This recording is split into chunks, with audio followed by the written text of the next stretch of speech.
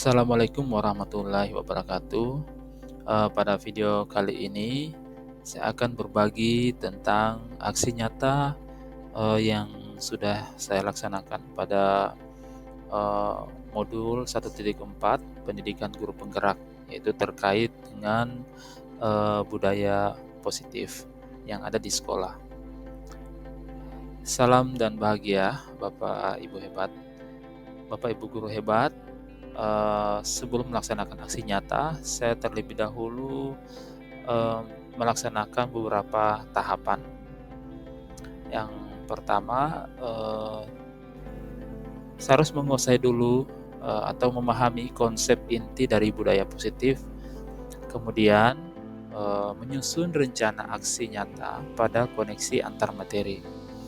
Nah, setelah 2 tahapan tersebut, maka saya dapat melaksanakan aksi nyata jalan guru penggerak, dapat menyampaikan penerapan konsep inti modul 1.4 serta pemahaman terkait budaya positif yang ada di sekolah. Baik Bapak Ibu, selamat menyaksikan aksi nyata yang saya lakukan di sekolah saya.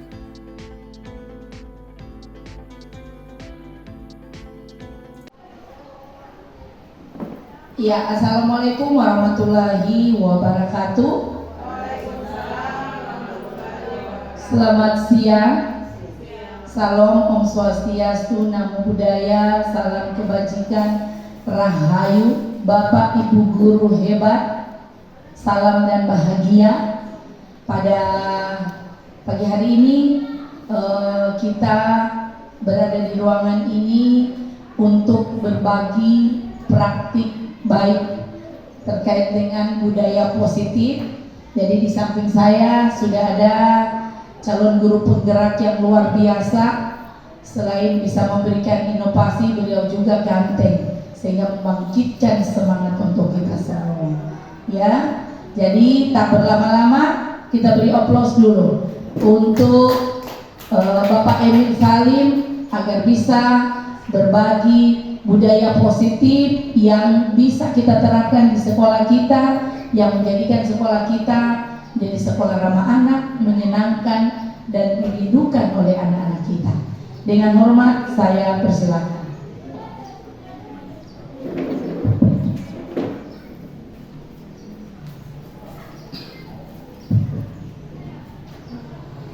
Ya, mungkin saya berdiri Bu Kersek dan Bapak Ibu guru. Ya, terima kasih atas kesempatan yang diberikan kepada saya. Assalamualaikum warahmatullahi wabarakatuh. Selamat pagi. Ya, yang saya hormati Ibu Kepala SMP Negeri 1 Biau, yang saya hormati Bapak Ibu guru SMP Negeri 1 Biau dan peserta diseminasi budaya positif yang sempat hadir hari ini.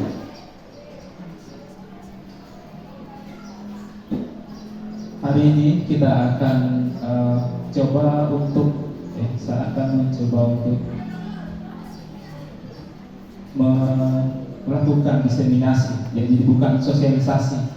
Perbedaan antara sosialisasi dengan diseminasi itu kita sudah ketahui bersama, bahwa ini sebenarnya bukan hal yang baru, hanya mungkin ada beberapa paradigma atau pola pikir yang akan saya akan sampaikan di sini, dan semoga itu bisa bermanfaat untuk kita semua. Baik Bapak Ibu, yang akan saya sampaikan di sini tentang budaya positif. Ya, saya calon guru penggerak angkatan 9 yang akan coba mengimplementasikan apa yang sudah kami dapatkan di pendidikan guru penggerak. Ya. Nah, latar belakang ini semua berangkat dari filosofi Bapak Pendidikan Indonesia, ya, Bapak Pendidikan kita yang mengajarkan beberapa cara berpikirnya, sehingga itu yang menjadi mindset kita, menjadi pola pikir kita, menjadi guru yang ada di negara kita di Indonesia. Ki Hajar Dewantara mengumpamakan sekolah sebagai sebuah ladang tempat persemaian atau bibit, ya, persemaian bibit. Agar bibit bisa berkembang secara maksimal, maka petani dapat memperbaiki kondisi tanah, memelihara bibit tanaman, memberi pupuk dan air, membasmi ulat-ulat atau jamur-jamur yang mengganggu hidup bibit tanaman. Ya, jadi Ki Hajar Dewantara menggambarkan bagaimana profesi kita. Jadi profesi kita itu dilekatkan, dicontohkan, diumpamakan seperti bagaimana petani mengelola kebunnya, bagaimana petani mengelola tanamannya sehingga tanamannya berhasil. Ya, kemudian kita akan masuk sebenarnya budaya positif itu yang seperti apa. Ya, Bapak Ibu bisa mengingat kembali atau mungkin ada yang kita ketahui sebelumnya tentang budaya positif yang ada di sekolah. Ya, dari sini saya akan coba untuk meminta pendapat dari Bapak Ibu peserta sekalian yang Bapak Ibu ketahui tentang budaya positif itu seperti apa. Mungkin ada salah satu yang bisa, ya, silakan, ada Ibu Eka, silakan.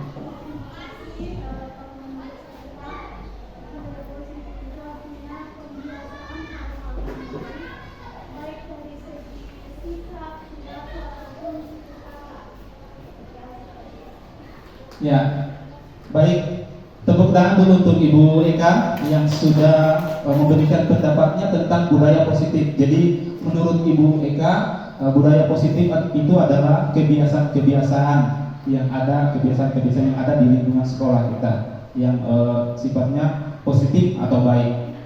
Ada mungkin yang lain lagi, Bapak Ibu, yang bisa memberikan tanggapan? Ya, silakan. Ya, Pak terima Okto. kasih. Menurut saya budaya positif itu adalah suatu kebiasaan-kebiasaan yang dilakukan sehari-hari sehingga tertanam pada diri siswa sehingga dia menjadi hal yang positif yang dibudayakan di sekolah. Ya, baik. Ya, tepuk tangan kita apresiasi dulu pendapat dari Pak Okto. Sangat baik sekali, Bapak Ibu.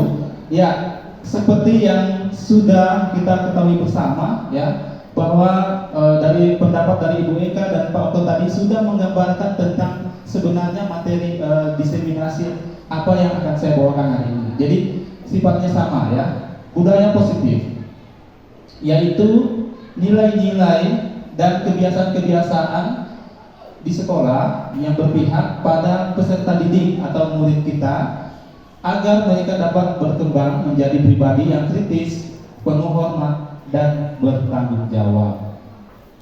Ya, budaya positif ini sangat lekat dengan lingkungan kita, Bapak Ibu.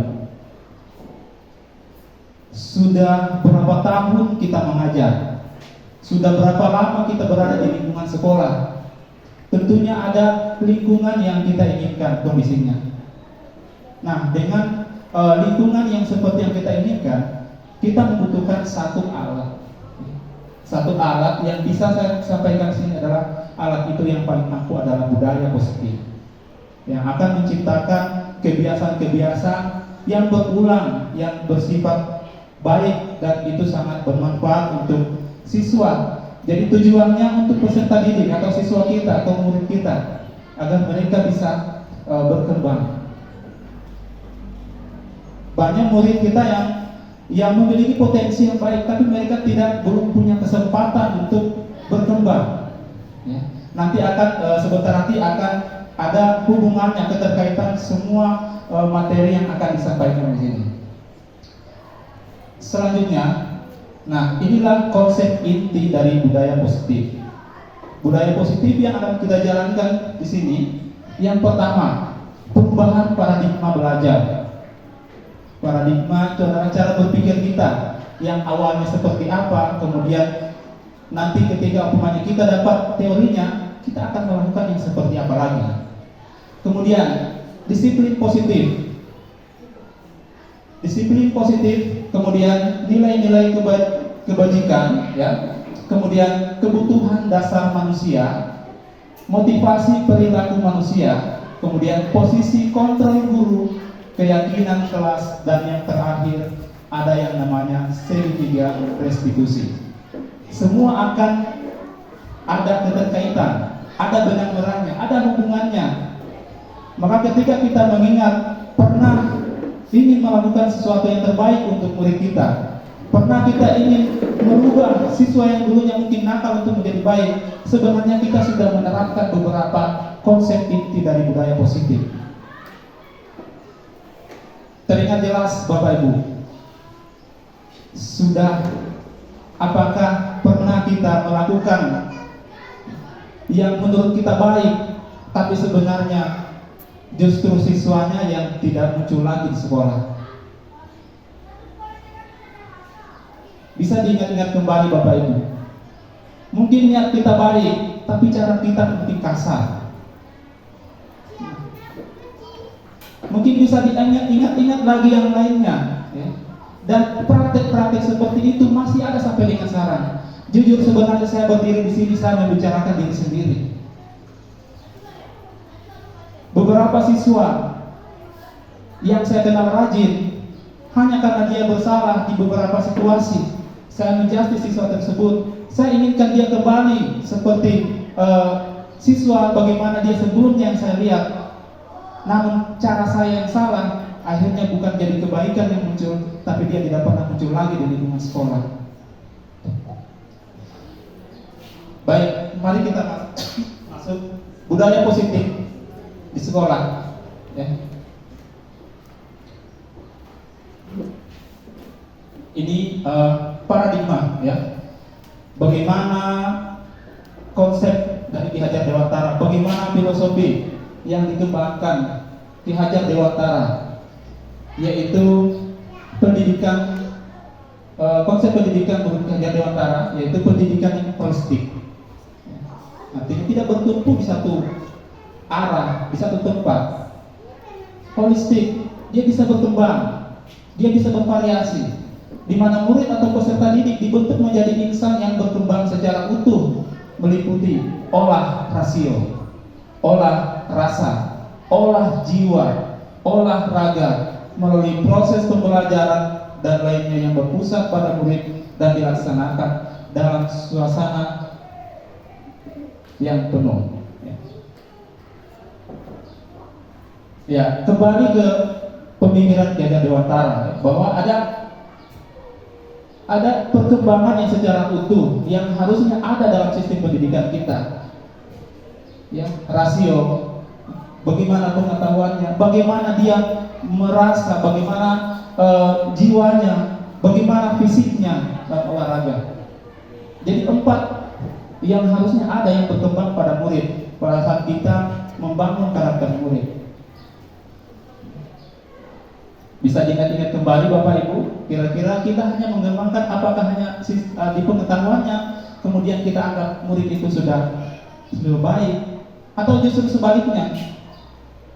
Ada siswa yang di dalam kelas mungkin dia tidak aktif, tapi kenapa di pelajaran lain dia aktif gitu. Jadi ada hubungannya semua, ya. Kemudian lanjut, Ki Hajar Dewantara ini penggambarannya tentang bagaimana kehidupannya di zaman kolonial dulu. Dia berjuang untuk bagaimana pribumi ini mendapatkan pendidikan yang layak, yang sesuai dengan pendidikan yang diberikan kepada anak-anak Belanda. Ya. Di situ perbedaannya. Bisa kita mungkin tarik ulur, ya, apa yang kita lakukan hari ini, kemarin, dan mungkin sampai dengan sebelum kita sampai di ruangan ini. Ya, ada saya yang mengatakan sistem pendidikan itu kita biasanya warisan dari penjajahan. Karena memang pribumi dididik dengan keras waktu itu. Berbeda dengan mereka yang duduk di bangku sekolah yang ada di anak-anak berdarah biru atau anak-anaknya orang kolonial ke Belanda. Mereka mendapatkan pelajaran yang seharusnya, mereka mendapatkan perhatian yang baik dari gurunya. Berbeda dengan kita, dengan cambukan, dengan tongkat, ya. Baik, kita lanjut.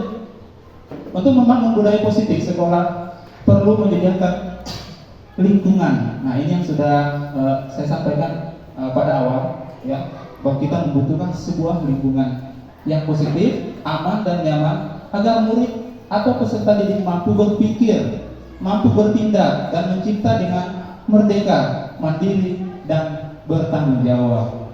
Ini masuk pada kebajikan-kebajikan, masuk pada kebaikan-kebaikan yang muncul dari siswa itu sendiri ketika kita membangun yang namanya budaya positif.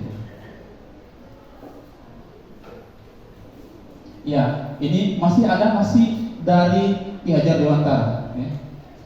Tujuan pendidikan. Ya. Tujuan pendidikan itu sebenarnya satu kata kuncinya. Kita hanya menuntun. Kita tidak bisa merubah apa-apa yang ada di dalam murid itu.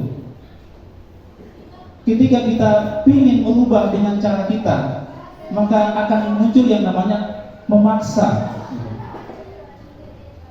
Karena dalam ajaran kita saja, di ajaran Islam itu menggambarkan bahwa yang bisa, yang dapat merubah nasibnya itu hanya orang itu sendiri. Orang lain tidak akan bisa. Mungkin hanya bisa mempengaruhi, tapi kebalikannya, apakah dia terbuka, dia ingin berubah atau tidak, itu tergantung dari si muridnya. Gitu, Bapak Ibu. Ya. Nah, inilah yang digambarkan dari si Ki Hajar Dewantara, ya, tentang bagaimana itu menuntun segala kodrat. Jadi siswa atau murid itu kita ketahui bersama bahwa murid itu terlahir sudah dengan kodratnya, sudah dengan keunikannya.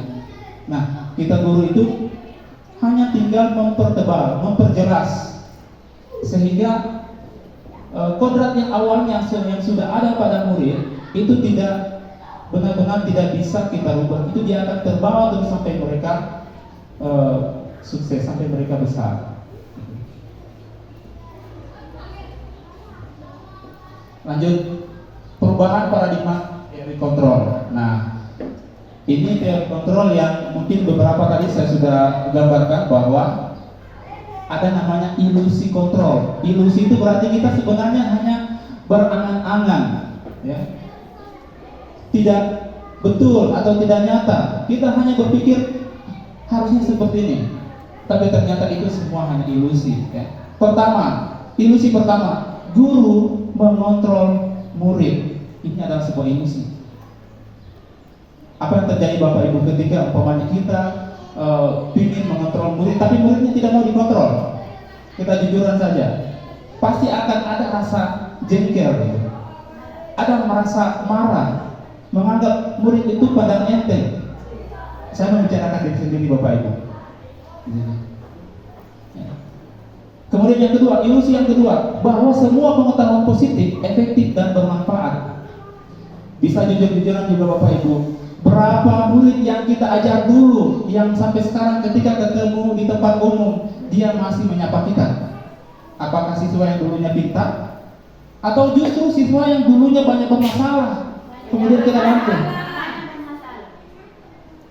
Di sini kita bisa ingat kembali Bapak Ibu. Sudah berapa lama kita berada di lingkungan sekolah, dan ini kondisi-kondisi yang tidak bisa ditawar-tawar lagi. Kemudian yang kedua, ilusi bahwa kritik dan membuat orang merasa bersalah mampu menguatkan karakter.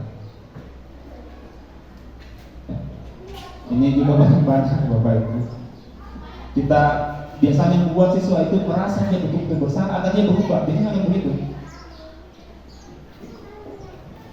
Bahasa, saya sangat kecewa dengan kamu, nak.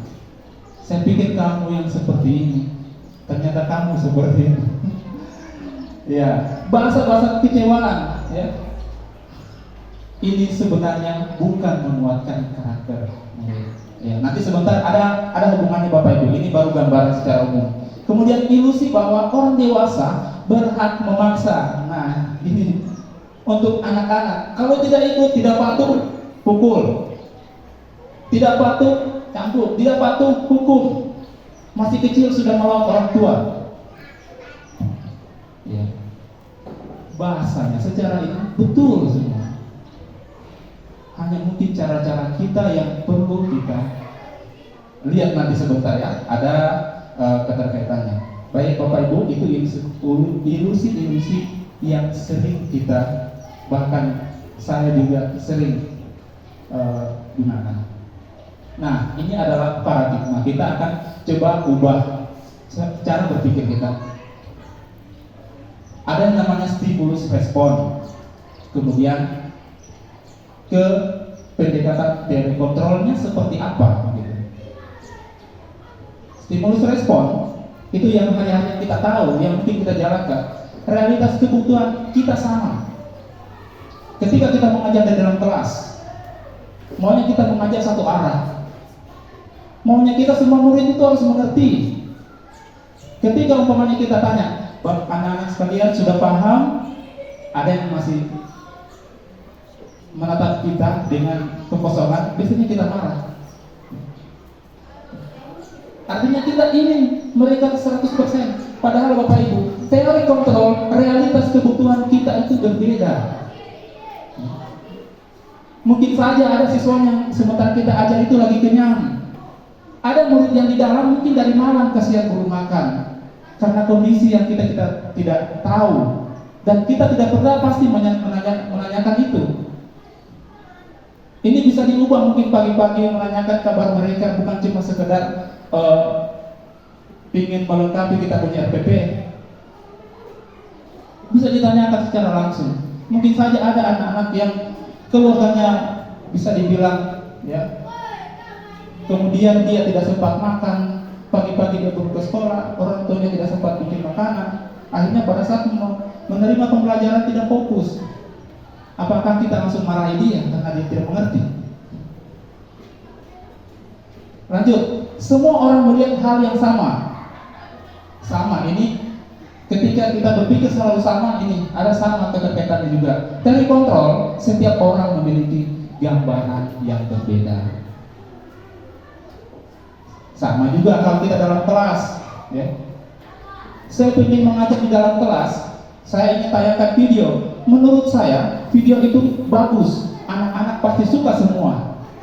Ternyata Bapak Ibu, ada yang tidur pada saat diputar video. Itu karena apa?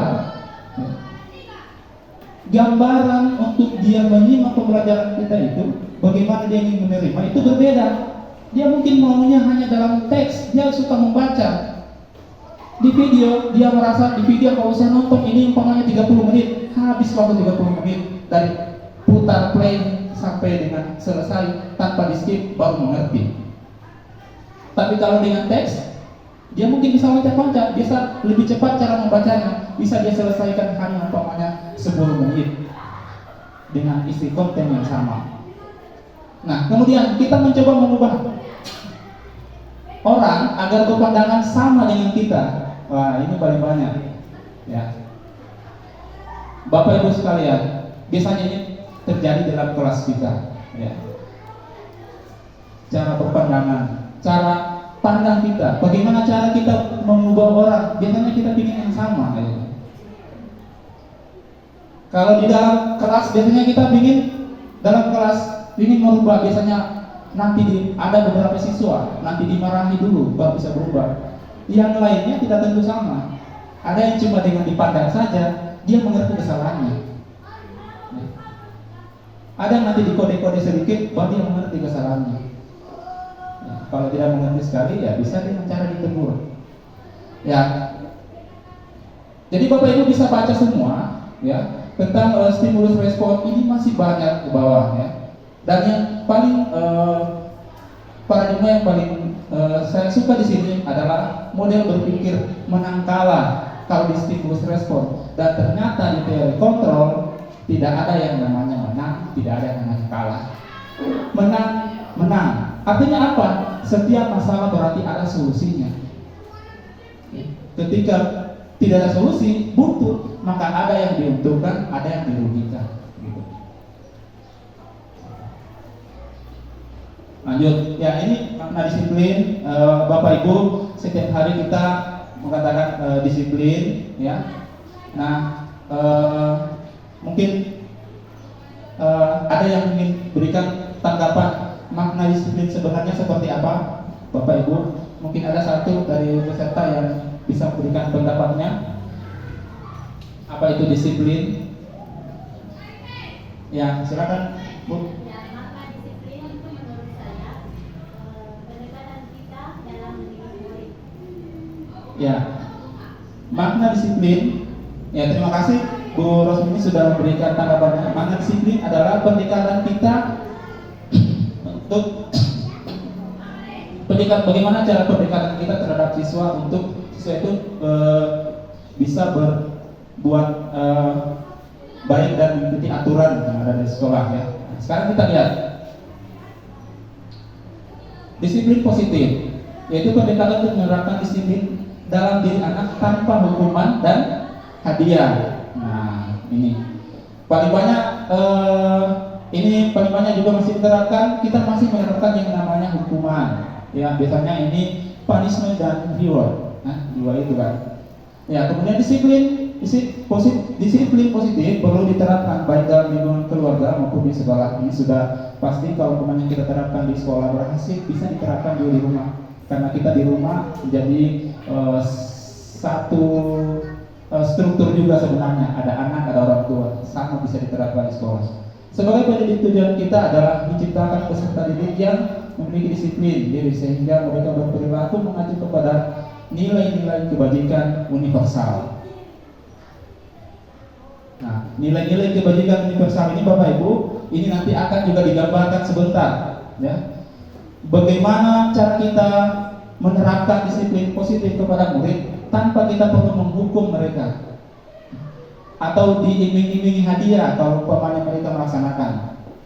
Nah, karena ada keterkaitannya yang seperti di awal tadi tentang motivasi, ya nanti juga akan ada sebentar. Jadi ada keterkaitan semua. Nah, ini adalah nilai-nilai kebajikan yang sudah disepakati. Jadi ada 3 organisasi yang sudah menyepakati ini, ya. Nah, profil pelajar Pancasila kita sudah ketahui bersama, ya. Seperti inilah nilai-nilai kebajikan adalah beriman dan bertakwa kepada Tuhan Yang Maha Esa dan berakhlak mulia, berkepentingan global, gotong royong, mandiri, bernalar, kritis dan kreatif. Nah, kemudian ada juga di Primary Years Program, ada juga di 9 pilar karakter Indonesia. Masing-masing memiliki kebajikan, ya, nilai-nilai kebajikan yang mereka anggap merasa perlu. Artinya nilai-nilai kebajikan ini adalah sebenarnya ini yang akan kita tanamkan ke dalam diri masing-masing murid kita.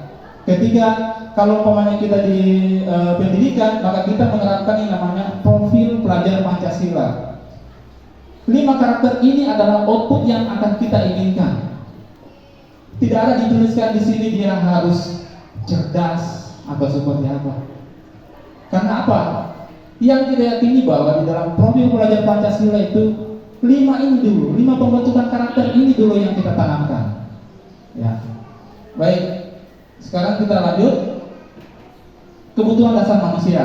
Nah, ini seperti yang saya sampaikan tadi, ketika kita mengajar, ada siswa yang tidak fokus, ada yang fokus, ada yang sering terlambat di sekolah. Jadi intinya sebenarnya semua kesalahan, semua masalah-masalah yang ada pada murid, bahkan mungkin ya yang kita anggap tidak mungkin pernah bisa berubah, sebenarnya mereka punya kebutuhan yang harus terpenuhi. Nah, sekarang kita lihat apa kebutuhan manusia itu. Ini kebutuhan dasar. Ya. Yang pertama adalah bertahan hidup. Yang tadi ini sangat mendasar. Orang lapar tidak bisa fokus, berbeda dengan orang yang sudah terisi perutnya. Terlalu terisi juga perutnya, kenyang sekali, bukan fokus lagi, tapi ketiduran. Ya. Kemudian ada penguasaan. Di sini ada harga diri, keinginan untuk dianggap pemimpin yang berprestasi. Ya. Ini bisa digambarkan dalam kelas, bisa diingat-ingat juga kembali ketika kita di dalam kelas ada siswa yang sering membuli temannya. Sebenarnya dia membutuhkan satu, yaitu penguasaan. Ya. Dia butuh dihargai, dia butuh sebenarnya itu saja. Tapi nanti kita lihat juga ya, ada di situ juga kesenangan, bahwa siswa itu butuh kesenangan, butuh happy, butuh senyum, butuh ketawa, butuh gembira. Jadi kalau dalam kelas ada siswa yang senang, sebenarnya jangan dimarahi mereka sementara senang.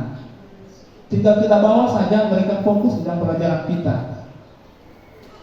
Bisa dibayangkan Bapak Ibu, bagaimana kalau kebalikan di dalam kelas, justru murid kita itu mukanya itu bukan yang lagi ketawa-ketawa, bukan yang gembira-gembira, tapi lagi marah semua. Nah itu gimana itu caranya?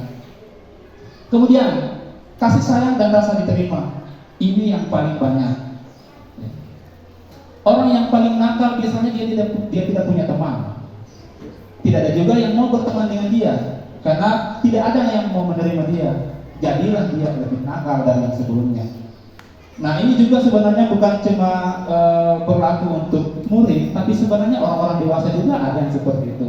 Masih butuh diterima, masih butuh kasih sayang. Ketika yang kurang pasti baku marah dalam rumah, gitu. Nah, coba kalau disayang sedikit, pasti langsung bagus itu suasananya. Ya. Kemudian yang terakhir adalah kebebasan. Nah, ada murid yang di dalam kelas terkenal pintar, tapi ketika kita mengajar, dia seperti tidak antusias. Memandang kita itu seperti mengantuk, kadang menguap, Bapak Ibu. Sebenarnya dia membutuhkan satu, kebebasan. Yang dimaksud di sini apa Bapak Ibu? Ya.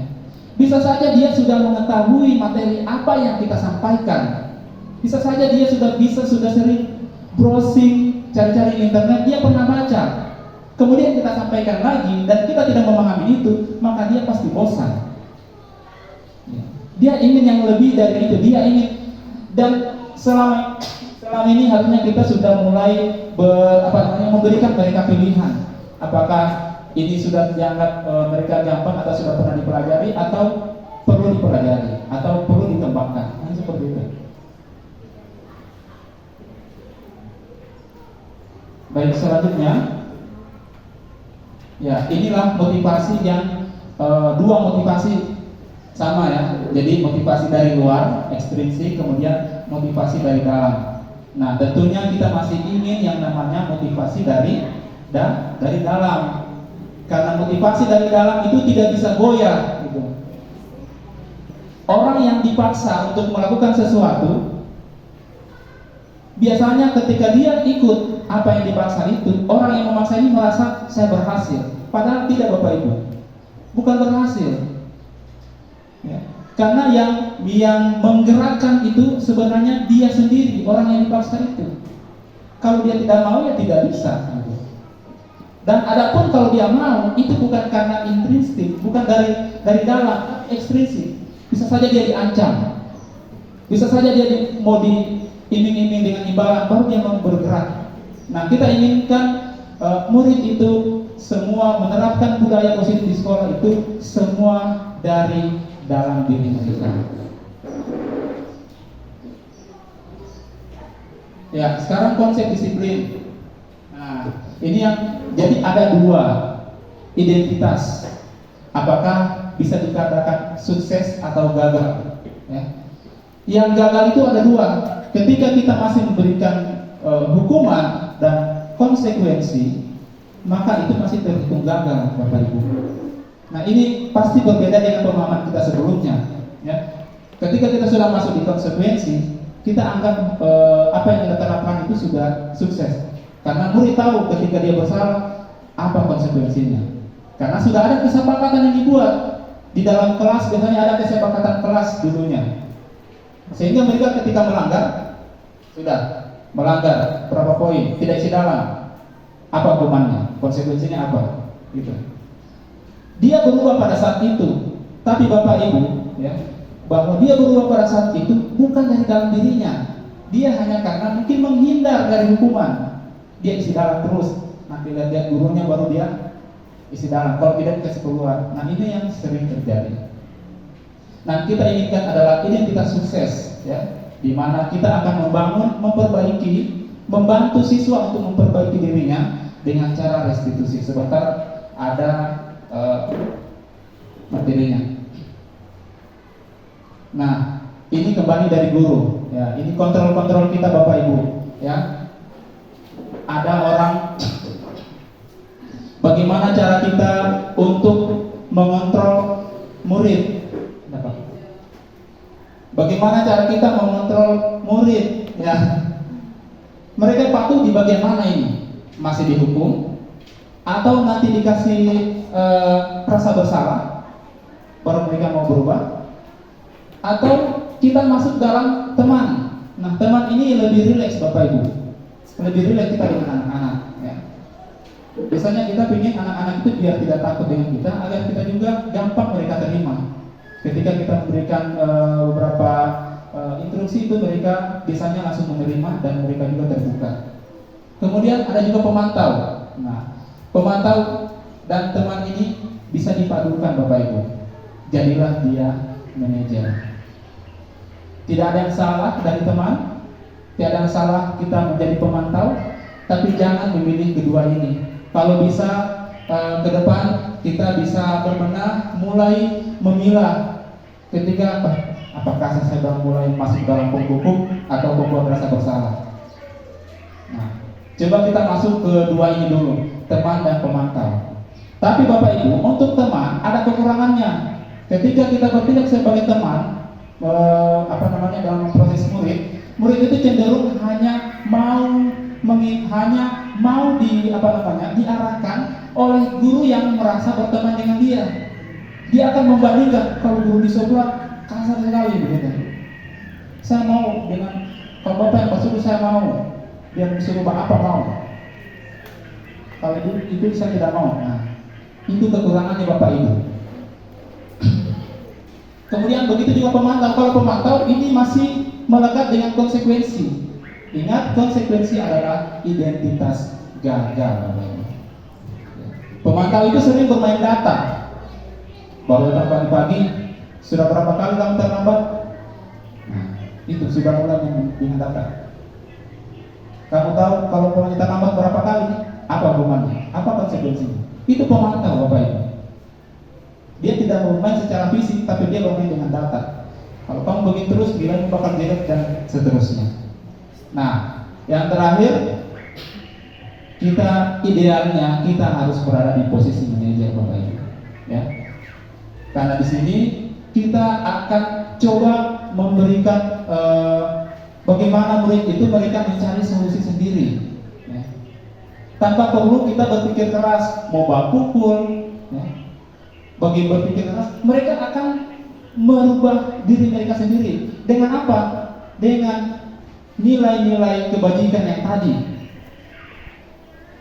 Ya, yang pelajaran Pancasila, kemudian ada yang sudah disepakati, dan bahkan mungkin nilai-nilai yang belum dimuat di dalam kesepakatan organisasi tadi bisa kita masukkan. Asal nilai-nilai itu adalah nilai-nilai positif. Itu bisa kita buat di dalam yang namanya keyakinan kelas. Sehingga ketika mereka melanggar, mereka akan ingat. Ya. Jadi sebentar nanti juga ada perbedaannya. Mungkin selama ini kita hanya melakukan peraturan kelas. Peraturan kelas itu biasanya peraturan kelas yang buat adalah guru sepihak. Tidak boleh bermain di luar. Itu kesepakatan kita buat, tapi anak-anak tinggal ikut. Gitu. Nah, sekarang kita lanjut dulu karena memang masih ada. Nah, ini contoh-contohnya. Kalau sebagai teman, bahasanya lebih friendly gitu, lebih gaul, lebih dekat dengan murid. Ya. Ketika umpamanya tidak lengkap atributnya, bahasanya berbeda. Ya. Ini seperti bahasa ajakan. Ya. Ayo dong ikuti aturan sekolah. Tolong bantu bapak atau ibu ya, sekali ini saja. Seperti memelas sebenarnya. Tapi ini bahasa yang lebih friendly, ya, lebih teman. Kemudian pemantau, kamu sudah melanggar peraturan sekolah, kamu tahu konsekuensinya. Nah, dia bermain dengan data sesuai dengan peraturan kelas, peraturan kelas. Belum bermain kesepakatan kelas. Ada 3 level Bapak Ibu. Ada peraturan kelas, ada kesepakatan kelas, dan yang paling tinggi adalah keyakinan kelas. Inilah yang akan kita tuju Bapak Ibu. Sampai bagaimana kita bisa membentuk pribadi murid. Kemudian yang berikutnya, siswa tidak memakai atribut lengkap, ya masih. Ini yang manajer. Ya. Ketika kita bertindak sebagai manajer, murid akan menyadari kesalahannya. Mereka sadar dengan betul apa kesalahannya. Kemudian dikembalikan lagi ke dia. Ya. Bagaimana cara kamu untuk memperbaiki kesalahanmu? Dia akan mengatakan diri, oh Pak Guru mungkin saya besok mau coba itu. Jadi bukan dari kita, itu namanya intrinsik. Berarti perubahan diri yang dari dalam dirinya, dia yang berjanji sendiri untuk dirinya. Ketika dia berjanji dengan sendirinya, maka itu yang menjadi keyakinan yang ada dalam dirinya. Satu tercipta yang namanya keyakinan atau nilai-nilai yang masuk dalam dirinya. Ketika mungkin dia berpikir tidak ingin terlambat lagi, ya, dia akan sudah masuk nilai-nilai disiplin dalam dirinya tanpa takut. Saya pergi ke sekolah pagi-pagi bukan karena ditutup kelas. Saya lebih suka pagi-pagi, segar sekali ketemu yang guru-guru, itu intrinsik. Ya, masih ada materinya Bapak Ibu. Posisi kontrol apakah aku? Ya, kalau bahasanya seperti ini, saya kecewa sekali dengan kamu. Tentunya Bapak sudah Ibu sudah tahu, sebentar nanti bisa dituliskan di skripnya. Ya. Selanjutnya, keyakinan kelas. Ini adalah ini sebenarnya merupakan fondasi kita untuk bagaimana murid itu ada nilai-nilai yang tertanam di dalam dirinya, sehingga ketika dia berbuat kesalahan, dia akan mengingat lagi apa yang sudah dia tanam dalam dirinya. Ketika dia melanggar, maka dia harus kembali ke situ dan dia memikirkan itu sendiri. Ya. Nah, ini contohnya. Mengapa kita memiliki peraturan tentang penggunaan helm? Ini contoh kecil. Orang yang intrinsik, dia akan berpikir. Orang yang ekstrinsik, dia pengaruh dari luar, dia akan berpikir saya pakai helm karena ada polisi yang berjaga. Saya mau kena tilang kalau tidak pakai helm. Tapi kalau intrinsik, dia akan sadar kalau pakai helm itu untuk keselamatan. Nah, keselamatan itu adalah salah satu nilai-nilai kebajikan universal yang harus tertanam pada seseorang. Ya, lanjut keyakinan kelas. Nah, dalam pembentukan keyakinan kelas itu bersifat abstrak, ya. Jadi karena dia berkeyakinan, dia nilai-nilai, dia masuk dalam bersifat abstrak, ya. Kemudian berupa pernyataan universal, umum. Jadi tidak terkait dengan agama, ras, ya. Jadi nilai-nilai yang tidak terikat dengan apapun. Semua lintas agama, lintas suku bisa menggunakan nilai-nilai pernyataan itu. Dibuat dalam pernyataan positif. Pernyataan positif ini seperti ini Bapak Ibu. Biasanya ada aturan, jangan lompat pagar.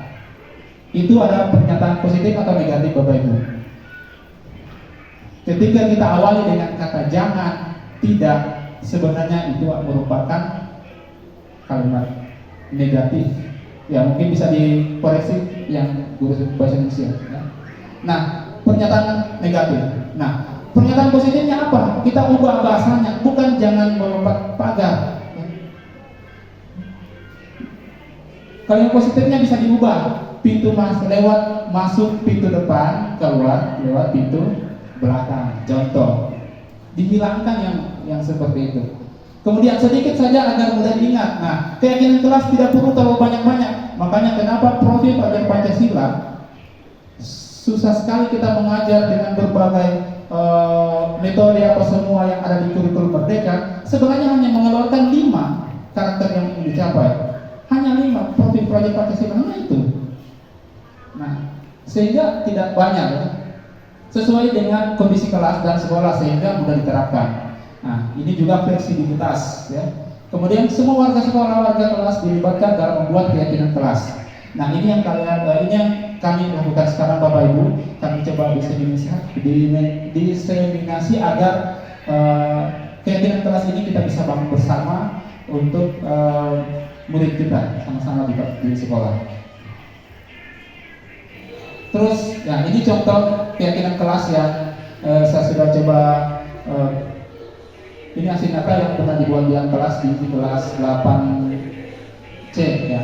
Jadi mereka memilih, mereka sendiri yang menentukan peraturan kelas. Kemudian peraturan kelas itu ketika masih bahasa negatif diubah ke bahasa positif. Kemudian dari bahasa-bahasa yang positif, nilai-nilai apa yang masuk dalam situ. Contoh, umpamanya dilarang menggunakan HP dalam kelas, itu bahasa negatif, diubah menjadi apa? menggunakan HP sesuai instruksi guru. Itu bahasa positifnya.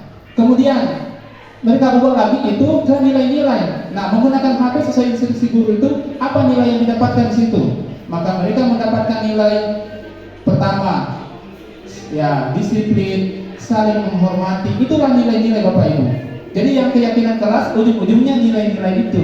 Jadi ketika mereka melanggar, ketemu siswa yang masih main HP, diundang saja, kita lakukan restitusi. Sebentar nanti akan dijelaskan tentang restitusi. Dikembalikan ulang nilai-nilai apa yang kamu langgar. Mereka akan ingat, oh iya Pak, kalau saya main HP saya melanggar nilai disiplin. Kembali ulang tanya. Jadi untuk memperbaiki kesalahan kamu itu, kamu ingin bagaimana? Nah, jadi mereka akan berpikir sini, oh iya Pak, saya kalau dalam pembelajaran nanti disuruh guru pegang HP baru saya. Kita tidak perlu lagi keras sama anak-anak itu. Mereka sendiri yang memberikan pernyataan itu. Kemudian yang berikut, keyakinan kelas. Keyakinan kelas yang seperti apa yang Bapak Ibu inginkan. Ya, jadi mungkin ada nilai-nilai yang Bapak Ibu inginkan dalam kelas itu yang dimaksud. Jadi keyakinan kelas itu hanya tidak boleh banyak-banyak. Ya. Mungkin dari kita itu ingin anak-anak itu disiplin, hanya seperti itu. Murid itu inginnya bisa saling menghargai, biar dia ada bully dan lain-lain. Ya bisa nanti dituliskan di stick note. Kemudian yang berikut, nah ini yang pamungkasnya ya. Banyak murid yang bermasalah tidak bisa keluar dari tidak bisa keluar dari identitasnya. Dia terkurung, jadi frame. Jadi frame itu jadi bingkai. Dia akan hanya masuk dalam lingkungan itu. Dan dari mungkin kelas 7 umpamanya dia bermasalah, kemudian kita framing dia, kita bingkai dia di label, umpamanya dia di label nakal atau malas, dan kita tidak keluarkan dia dari identitas itu, maka sampai dengan kelas 9 syukur-syukur dia lulus, bahkan mungkin putus di kelas 8. Nah, sekarang saya juga restitusi ya. Proses dialog yang dijalankan oleh guru agar dapat menghasilkan murid yang mandiri dan bertanggung jawab. Ada 3. Pertama, menstabilkan identitas. Yang kedua, validasi tindakan yang salah. Kemudian yang ketiga, menanyakan keyakinan kelas. Saya juga tadi sudah menyampaikan sedikit tentang ini, jadi sedikit restitusi ya. Kemudian, nah ini beberapa cara menstabilkan identitas. Ya. Jadi biasanya siswa yang bermasalah, ya, dia memiliki identitas yang orang judge kepada dia, orang label kepada dia. Nah, kita stabilkan dulu itu. Ya. Contoh di sini, berdasarkan prinsip membuat kesalahan, ada bagian dari proses pembelajaran. Contoh, berbuat salah itu wajar. Nah, ini cara-cara kita biar kita bisa masuk, biar kita bisa diterima itu murid yang berbuat masalah itu. Supaya terbangun intrinsiknya, supaya terbangun kesadaran yang dalam diri. Kalau kita langsung memarahi, maka dia hanya patuh kepada kita pada saat kita marahi. Ketika kita dia marahi, dia akan kembali ulang menjadi identitas yang sebelumnya.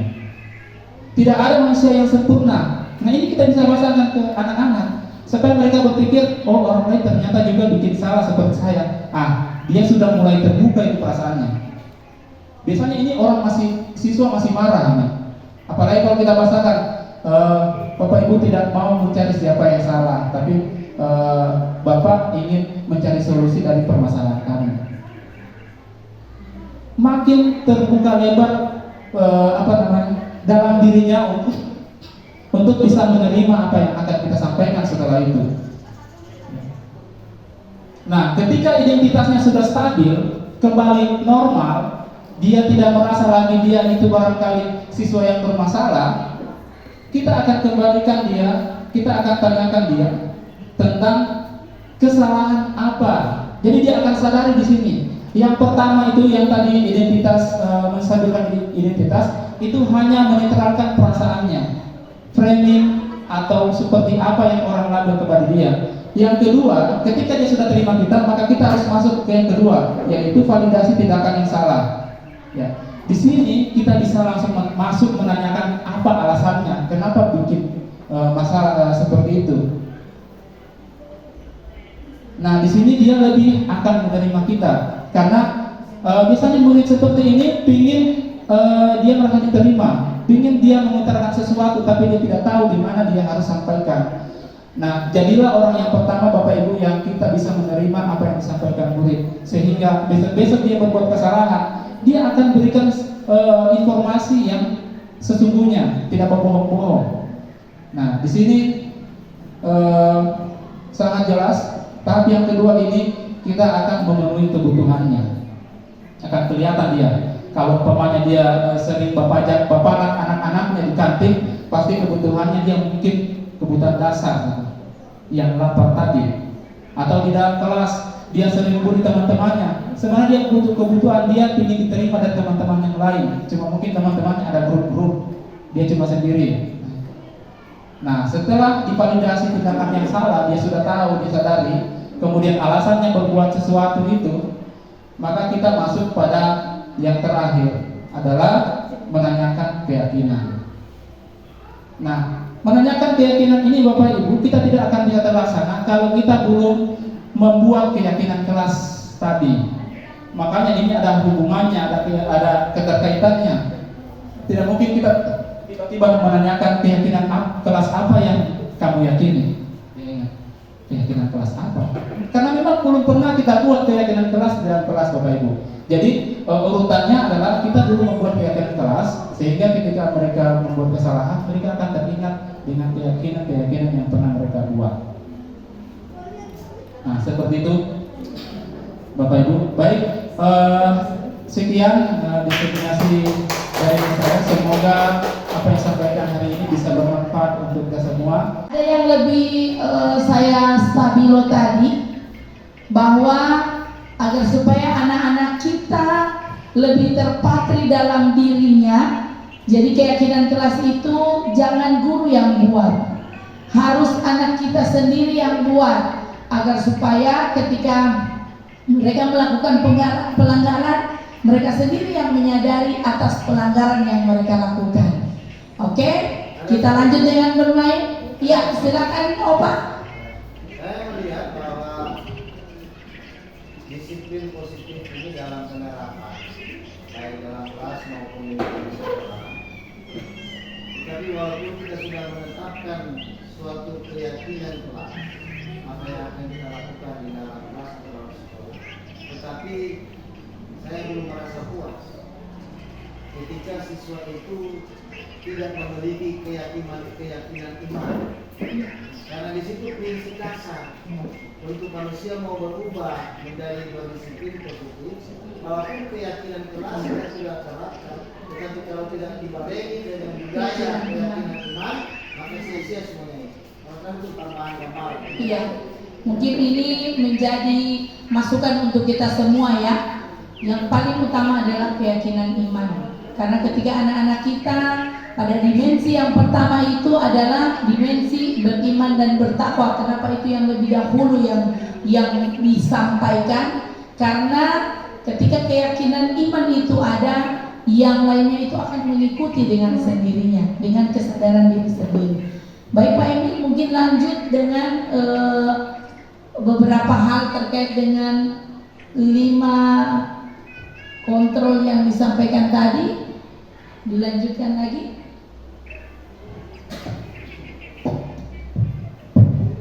Ya, baik Bapak Ibu, terima kasih Ibu Kepala Sekolah sebenarnya sudah memberikan refleksi dari apa yang saya sampaikan. Tadi ada 2 Bapak Ibu yang menjadi umpan balik dari materi saya hari ini, yaitu tentang tadi ada satu kalimat yang menyatakan dia positif kontrolnya sebagai apa. Kemudian yang kedua tadi Bapak Ibu kalau umpamanya di kelas, bikin keyakinan kelas apa yang Bapak Ibu inginkan yang ada dari anak-anak. Ya. Jadi mungkin bisa dituliskan di stick note Bapak Ibu, kemudian bisa ditempelkan di layar depan.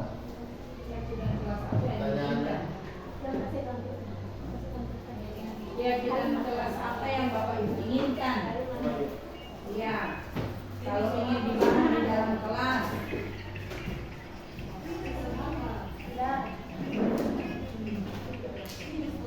Apa ini bisa stick?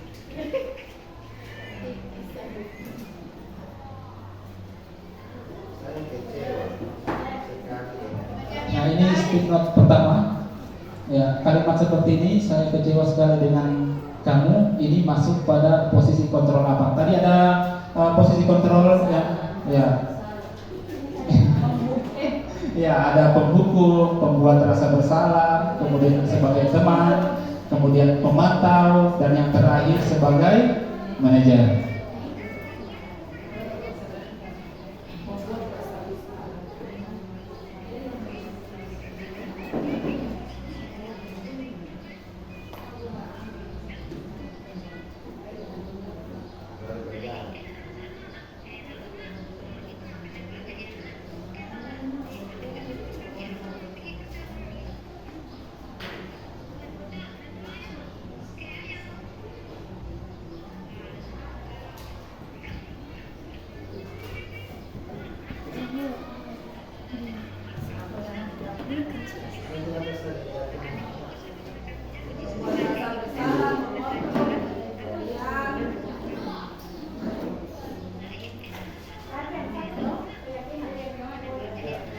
Ya, yang pertama kan itu pernyataan dari, kemudian yang ya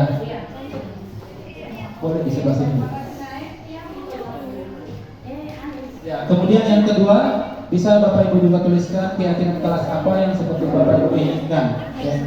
Maksudnya ini bukan kita yang membuat keyakinan kelas, tapi ada hal-hal yang kita butuhkan, keyakinan seperti apa yang kita butuhkan, yang mudah-mudahan itu dibuat oleh siswa, karena di sini siswa itu sendiri yang menentukan atau membuat keyakinan kelas nantinya.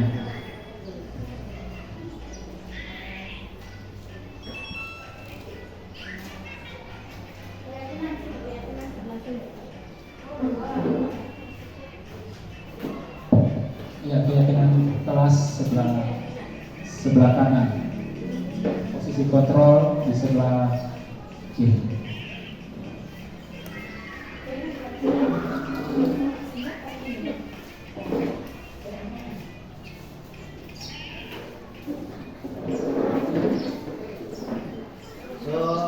Yang pakai bahasa Jepang ini kan yang 250 dari tempo.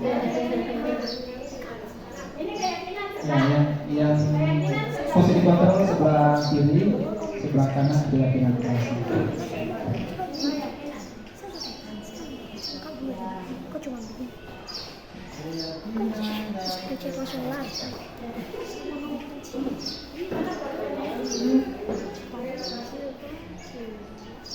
Padang ini dengan ada suara akhir.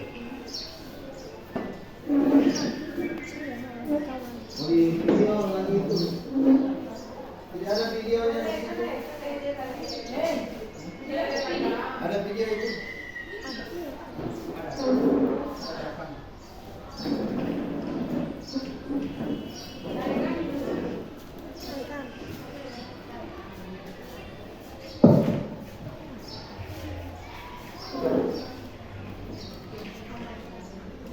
Baik Bapak Ibu, sudah semuanya?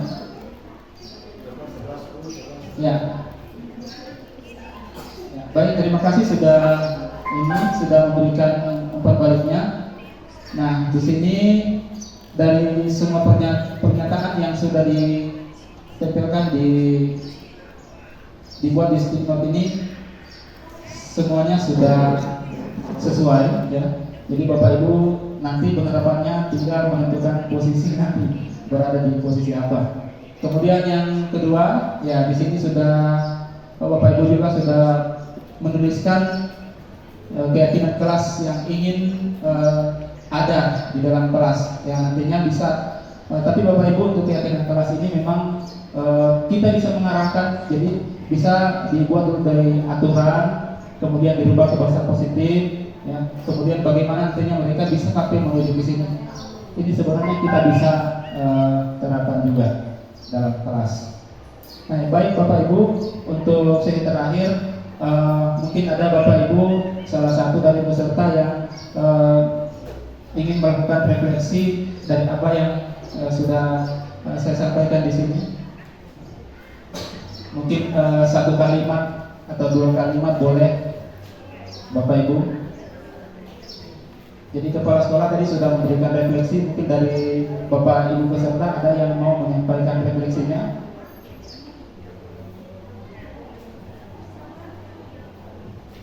Ya, silakan Pak. Ya, jadi terima kasih atas pemaparan materi yang sudah disampaikan oleh Pak Emil dan memberikan suatu apresiasi yang luar biasa.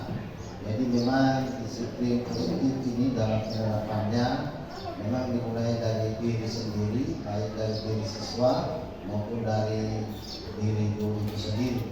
Dan di mana dalam proses pembelajaran ketika budaya positif ini diterapkan sangat luar biasa manfaatnya, apalagi ada kesepakatan kelas di dalam proses penyelenggaraan pembelajaran yang memberikan suatu keyakinan sehingga budaya positif itu tertanam demi kebersamaan dalam pembelajaran di dalam diri siswa sehingga mereka merasa kemerdekaan di dalam belajar. Barangkali itu gambaran singkat yang perlu kami apresiasi. Terima kasih.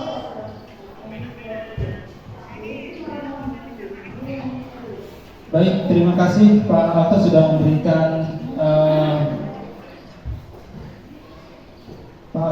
memberikan refleksinya. Ya, mungkin ada dari Bapak Ibu yang lainnya. Ya, satu kalimat boleh. Artinya ada hal-hal yang Bapak Ibu dapatkan dari materi hari ini. Ya, terima kasih. Ya, alhamdulillah ya, saya dengan adanya materi yang disampaikan dengan Bapak tadi, saya bisa dapat ilmu lagi bagaimana saya bisa membuat keyakinan kelas nanti dan mengetahui posisi kontrol yang saya lakukan nanti di kelas.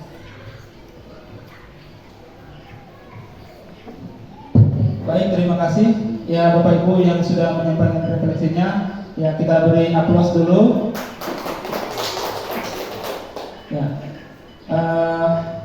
Bapak Ibu, dengan berakhirnya sesi refleksi dari peserta diseminasikan ini, maka berakhir pula rangkaian kegiatan yang dilaksanakan hari ini.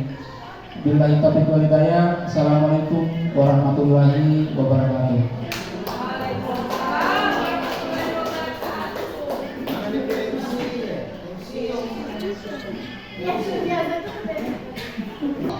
Berikan aplaus dulu. Iya, terima kasih banyak Bapak Ibu guru hebat, tetap berjuang untuk menambah kompetensi sehingga kelayakan dan kepantasan itu memang layak menjadi milik Bapak Ibu. Terima kasih banyak. Tetap semangat menuju kandidat rujukan Google. Wassalamualaikum warahmatullahi wabarakatuh.